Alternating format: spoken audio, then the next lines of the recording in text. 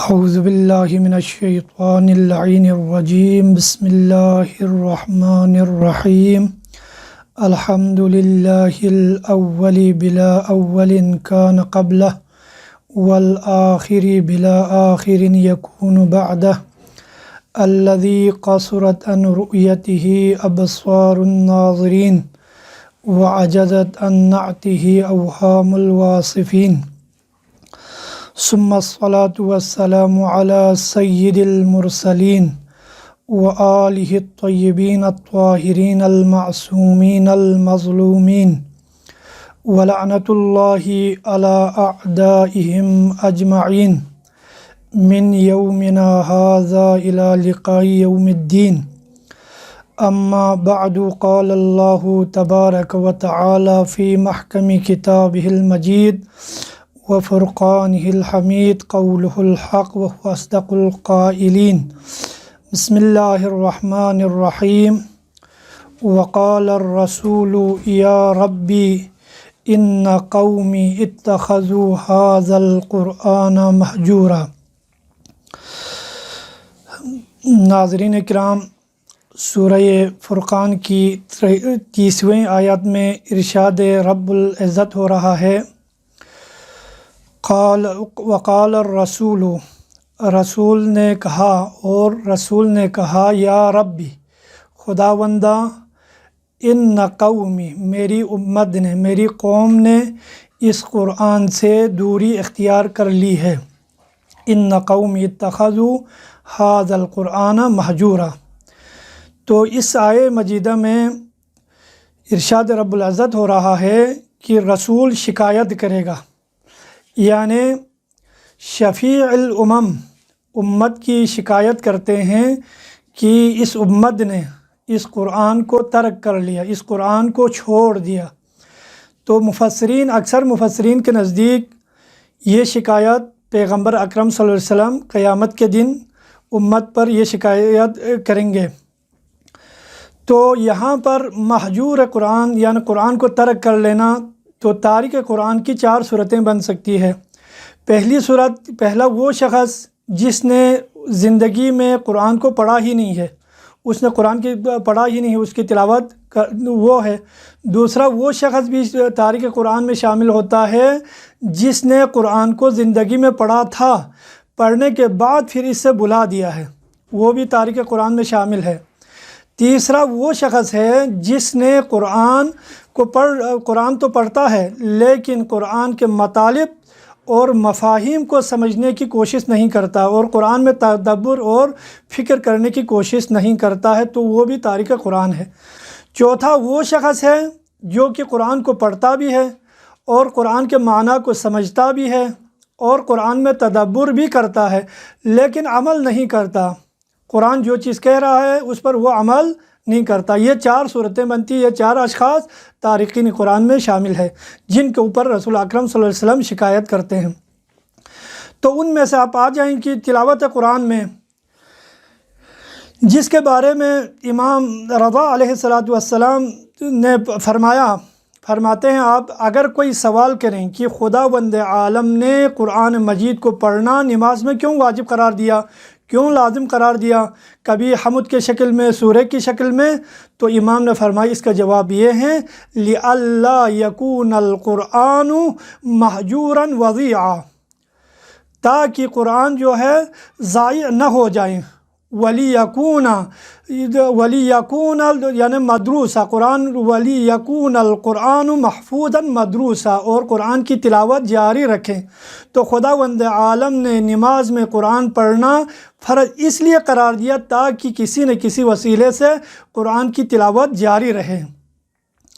دوسری حدیث میں امام جعفر صادق علیہ السلام ارشاد فرماتے ہیں کہ القرآن عہد من اللہ الی خلقہ، قرآن اللہ کے طرف سے اپنے بندوں کے ساتھ عہد ہے۔ فقد ينبغي للمرء المسلم ان ينظر الى عہدہ، تو اسی لیے عبد مسلم کے لیے، ایک مسلمان کے لیے چاہیے، ضروری ہے کہ وہ اپنے عہد کو پڑھیں، اللہ نے اس بندے کے ساتھ جو عہد کیا ہے، معاہدہ کیا ہے، اس عہد کو پڑھیں، वअयक़रा मिन्हु मिन कुल्लि यौमिन 50 आया, और हर दिन कुरान की 50 आयतों की तिलावत करें।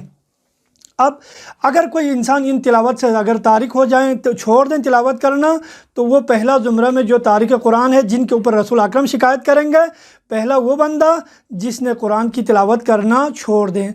अब उसकी दो सूरतें हैं, एक ये है कि उसका दिल नहीं चाहता कुरान पढ़ने का, एक बंदा वो होता है जिसका दिल चाहता है कि मैं कुरान की तिलावत करूं, कुरान पढ़ लूं, लेकिन दुनियावी मशागिल या दुनिया में मसरूफ़ रहने की वजह से वो कुरान पढ़ नहीं सकता। इसीलिए राग़िब इस्फ़हानी ने कहा है कि हज्र में यहाँ दोनों माना लिया जा सकता है, जिसने क़ल्बन कबूल नहीं किया हो, उसका दिल भी नहीं चाहता कि मैं कुरान जो पढ़ने का दिल भी नहीं चाहता है और उसका वो पढ़ता भी नहीं है। एक वो बंदा है, वो तो महजूर का मज़दाक़ अव्वल है।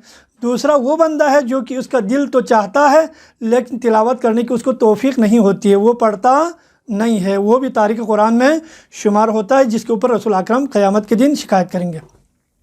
दूसरा तबका वो है जो कि कुरान को तो पढ़ता है, कुरान को मसलन वो बार बार कुरान की तिलावत करता रहता है, लेकिन ये नहीं देखता कि इसके अंदर क्या है, कुरान हमें किस चीज़ का मुतालबा कर रहा है, कुरान हमें किस चीज़ का ज़िक्र कर रहा है, उसके बारे में वो सोचता नहीं है। तो इसका पहला यह है कि उसको माना को समझना है कि कुरान क्या कह रहा है, पहले उसके माना को समझ लें। माना समझने के बाद उसके मतलब और मफ़ाहिम पर तदब्बुर करना, उस पर गौर करना। तदब्बुर का माना होता है उसके नतीजे पर गौर व फ़िक्र करना, जिसके लिए कुरान मजीद में अल्लाह ताला इरशाद फरमाता है, अफ़ला यतदब्बरून कुरान अम अला कुलूबिहिम अक़फ़ालुहा। आया ये लोग जो है कुरान में ज़रा भी गौर नहीं करते, क्या इनके दिल पर यानी कुफल लगे हुए हैं, ताले लगे हुए हैं। तो अल्लाह ताला इस तरह इशारा होता है, क्यों फ़िक्र नहीं करता है? तो कभी वो फ़िक्र न करना की वजह क्या है? इंसान के साबिक़ा गुनाहों की वजह से है। उन गुनाहों की वजह से उसको फ़िक्र करने की तौफ़ीक़ नहीं होती है। कुछ गुनाह ऐसा होते हैं कि इंसान जब गुनाह करते करते इस हद तक पहुँच जाते हैं, फिर उसके दिल पर ताला लग जाता है। इसीलिए उन कुलूब के लिए कुरान में 10 नामों से पुकारा गया है। कभी क़सद कुलूबुहुम के, कभी ख़तम अल्लाहु अला कुलूबिहिम, कभी राना के लफ्ज़ इस्तेमाल किया, कभी तबा अल्लाहु अला कुलूबिहिम। जब उसके क़ल्ब पर जब ताला पड़ जाते हैं, पढ़ने के बाद फिर उसको फ़िक्र करने की तौफ़ीक़ होती ही नहीं है। तो दौर पे अमीरुल मोमिनीन अलैहिस्सलातु वस्सलाम भी इरशाद फरमाते हैं, अला ला खैर फ़ी क़िराअतिन ला तदब्बुर फ़ीह। उस क़िराअत में कोई भलाई नहीं है जिसमें तदब्बुर ना हो, जिसमें उसके नतीजे के बारे में सोच फ़िक्र ना हो, उस क़िराअत में कोई फ़ायदा, कोई खैर नहीं है। तो यह दूसरी वजह। अब तीसरी और आखिरी सूरत यह है कि वो बंदा कुरान पढ़ता भी है और कुरान की आयत को हिफ्ज़ भी करता है और उसमें तदब्बुर भी करता है, गौर भी करता है, सब कुछ कर लेते हैं, लेकिन मकाम अमल में वो अमल नहीं करता। वो आयत मुहर्रमात वाली आयतों की तो बार बार तिलावत करते हैं, गैबत की आयत की वो तिलावत करते हैं, तो दूसरा उजुब की आयत की तिलावतें करते हैं, सूद की आयतों को बार बार तिलावत करते हैं, रश्वत की आयतों को बार बार वो तिलावत करते हैं, और तमाम मुहर्रमात के आयतों को वो डेली की तिलावत करते हैं, और वो ख़ुद जो है इसमें मुर्तकिब भी होते रहते हैं। उस मकाम अमल में इन चीज़ों को परहेज़ नहीं करते हैं। तो वो लोग भी क्या है, यानी महजूर मिनल कुरान में वो लोग भी शामिल है जिन्होंने कुरान को तर्क कर लिया। मसलन जिस बंदे के लिए, उसके लिए एक छोटी सी मिसाल कि मसलन एक मरीज़ है, वो मरीज़ जाता है किसी डॉक्टर के पास, अच्छे MBBS डॉक्टर के पास जाके नुस्खा लिखवाता है कि अपने मरज़ के लिए, वो डॉक्टर उसके लिए दवाई लिख देते हैं। लिखने के बाद वो बंदा उस पर्ची को ले आते हैं किसी के पास पढ़ के, फिर उसके बाद वो उस पर्ची में जो कुछ लिखा हुआ है उसको वो हिफ्ज़ भी करता है और उसके तमाम चीज़ों के बारे में वो जानता है, लेकिन वो मकाम अमल में वो दवाई नहीं लेता है, दवाई नहीं खाता है, बल्कि वो सिर्फ़ इसको हिफ्ज़ करके, अच्छे डॉक्टर से लेकर हिफ्ज़ करके वो दूसरों को सुनाता भी है कि इस दवाई की ये मफ़ाद है। वो जब तक वो बंदा वो दवाई ख़रीद कर न खाए, उस वक़्त तक उसका मरज़ ठीक नहीं होता। इसी तरीके से कुरान अमली किताब है, कुरान अमल करने की किताब है।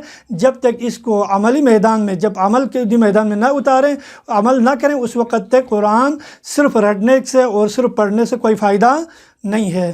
تو یہی 4 گروہ ہوں گے جس کے اوپر پیغمبر اکرم قیامت کے دن شکایت کریں گے۔ ان میں سے ایک تاریک یعنی عمل نہ کرنے والا، جو قرآن کو جانتا بھی ہے، حفظ بھی کرتا ہے، لیکن عمل نہیں کرتا ہے۔ تو ان ہی 4 گروہ پر پیغمبر اکرم صلی اللہ علیہ وسلم جو ہے قیامت کے دن شکایت کریں گے، پروردگار انہوں نے قرآن کو مکمل طور پر چھوڑ دیا۔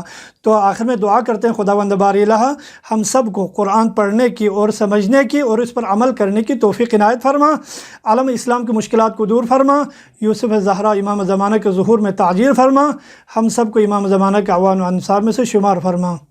وآخر دعوانا الحمدللہ رب العالمین۔